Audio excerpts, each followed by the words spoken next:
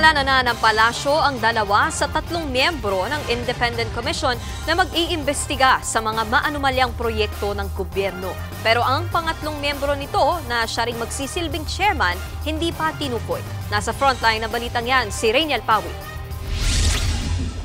2 araw matapos ilabas ang executive order para sa Independent Commission for Infrastructure o ICI, may mukha na ang 2 member ng 3-man investigating panel. Rogelio Babe Singson, Commission Member. Rosana A. Fajardo, Commission Member. Si Singson ay dating kalihim ng Department of Public Works and Highways o DPWH. Pinamunuan niya rin ang Bases Conversion and Development Authority o BCDA. Habang si Fajardo isang Certified Public Accountant at kasalukuyang Country Managing Partner ng SGV & Company.